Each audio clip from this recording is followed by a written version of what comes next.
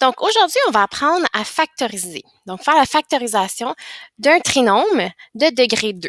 Donc, la première chose qu'il faut faire lorsqu'on a un trinôme de degré 2, donc qui est à la 2 ici, premièrement, tu dois identifier quel est le produit. Donc, le produit, c'est toujours le chiffre, le dernier chiffre, donc ton terme constant. Donc, mon produit, dans mon exemple ici, c'est 12. Ensuite, il faut identifier la somme. Ta somme, c'est toujours le chiffre qui est accroché avec la variable x. OK? Donc, ton terme du milieu. Donc, c'est moins 8. Donc, ensuite, il faut trouver les deux facteurs. Donc, les deux facteurs. Donc, quel chiffre, lorsque j'ai multiplié, me donne 12 et lorsque je les additionne, me donne moins 8? Donc, ici, on cherche deux chiffres. Donc, si je dis moins 6 et moins 2, donc ici, tu y vas essai-erreur. Donc, moins 6 fois moins 2 me donne 12. Moins 6 plus moins 2 me donne moins 8. Donc, les deux chiffres fonctionnent. Et tu écris les facteurs. Donc, pour la quatrième étape, tu écris les facteurs sous forme factorisée.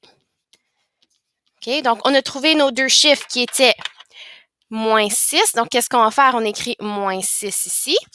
Et on a trouvé que le deuxième chiffre, c'était moins 2. On met moins 2 ici. C'est écrit sous forme factorisée. Donc, si on fait un exemple ici, j'ai ici l'exemple A, x à la 2 moins 8x plus 15. Donc, première chose qu'il faut faire, il faut identifier mon produit. Mon produit, c'est le terme constant qui est à la fin. Ma somme, c'est le terme du milieu qui est moins 8. Donc, je cherche quel chiffre, lorsque je les additionne, me donne moins 8 et lorsque je les multiplie, me donne 15. Donc, si je réfléchis, je trouve les deux chiffres qui sont moins 5, moins 3. Moins 5 fois moins 3 me donne 15 parce que deux négatifs donnent un positif. Moins 5 plus moins 3 me donne moins 8. Donc, j'ai trouvé mes deux facteurs. Il me reste à les écrire sous forme factorisée. Sous forme factorisée, c'est deux parenthèses dont le premier terme est ma variable. Donc, ici, on parle des x. Donc, si j'ai x à la 2, j'en mets un dans chaque parenthèse. Je mets mon moins 5 qui est ici, je l'amène dans cette parenthèse-là. Mon moins 3 qui est ici, je l'amène dans cette parenthèse-là. J'ai factorisé mon expression. Donc, on fait une troisième exemple.